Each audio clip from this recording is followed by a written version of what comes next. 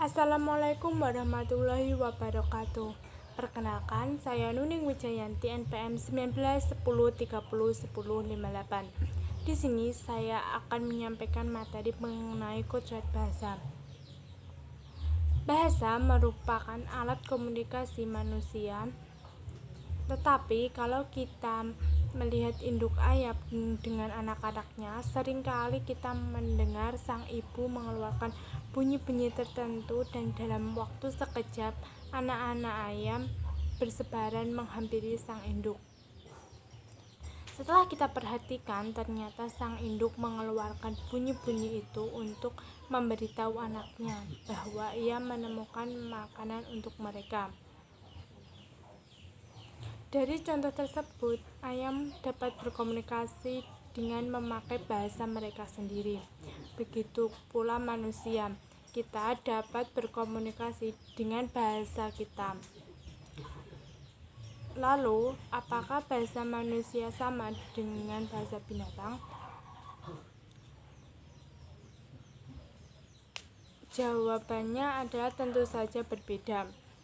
Bahasa yang digunakan oleh manusia adalah kodratnya untuk manusia, dan bahasa binatang adalah kodratnya untuk binatang. Lalu, apakah yang membedakan antara bahasa manusia dengan bahasa binatang? Yang pertama, bahasa yang digunakan oleh manusia memiliki ketergantungan terhadap struktur. Jadi, suatu kalimat terdiri dari susunan kata yang teratur, sehingga membentuk struktur tertentu. Contohnya pada bahasa Indonesia adalah terdiri dari SPOK. Yang kedua yaitu bahasa manusia digunakan secara kreatif. Bisa dikatakan kreatif karena tidak bisa dikontrol oleh faktor eksternal.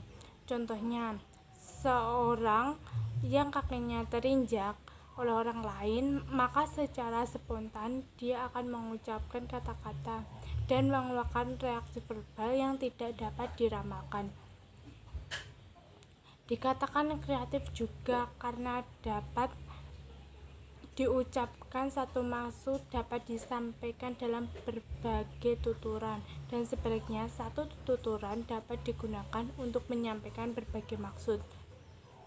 Perbedaan yang ketiga yaitu bahasa manusia dapat digunakan untuk mengungkapkan berbagai peristiwa, baik peristiwa yang telah lalu maupun peristiwa yang akan datang atau peristiwa imajinatif.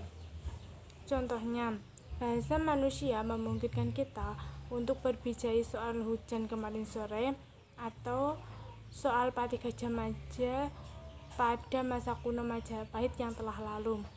Struktur bahasa yang memungkinkan kita untuk berbincang tentang apapun yang kita rencanakan atau akan terjadi di masa depan. Yang keempat yaitu bahasa manusia memiliki struktur ganda, yaitu struktur batin dan struktur lahir.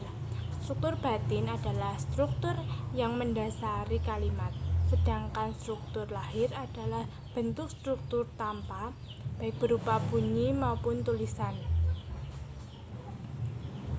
Struktur ini pun juga dapat bermacam-macam, ada struktur lahir yang sama tetapi struktur batin berbeda.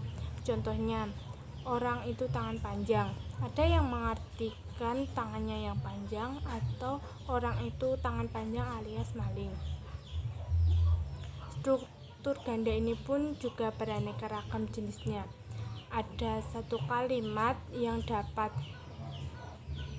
terdiri dari struktur lahir struktur batin, suatu kalimat yang terdiri atas satu struktur lahir dan dua struktur batin, suatu kalimat dapat terdiri dari dua struktur lahir dan satu struktur batin, dua kalimat yang tampak berstruktur lahir sama tetapi berbeda. Perbedaan selanjutnya yang membedakan adalah bahasa manusia diperoleh secara turun-temurun. Bahasa diturunkan dari generasi ke generasi untuk mencegah kepunahan bahasa. Contohnya, anak Sunda yang dilahirkan dan dibesarkan di keluarga Sunda akan memperoleh bahasa Sunda. Namun, bahasa mana yang digunakan oleh anak tergantung pada masukan dari masyarakat di mana anak itu tinggal. Hal ini tidak terjadi pada binatang. Contohnya, seekor anak kucing akan tetap meong walaupun tinggal di daerah yang berbeda. Atau seorang anak kucing yang ditinggalkan oleh induknya dan dirawat oleh manusia, mereka akan tetap mengeong.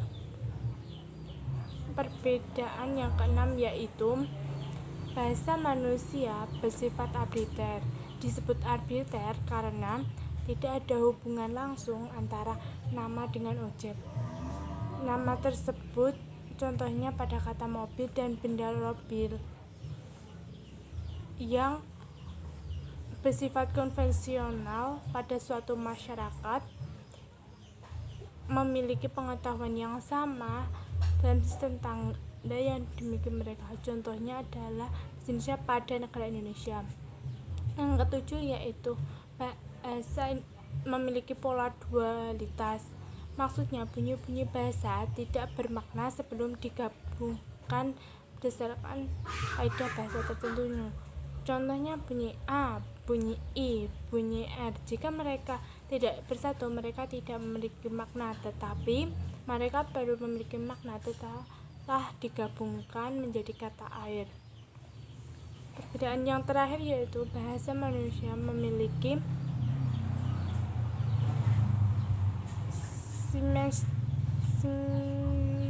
semestis, yaitu suatu hal atau peristiwa.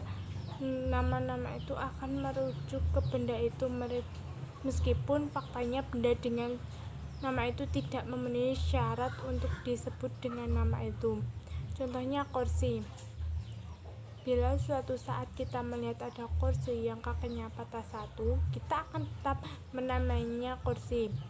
Begitu pula jika landasannya bolong, namanya tetap akan sama, yaitu kursi. Baik, sekian materi mengenai kode bahasa dari saya. Terima kasih telah menyaksikan video ini sampai selesai. Wassalamualaikum warahmatullahi wabarakatuh.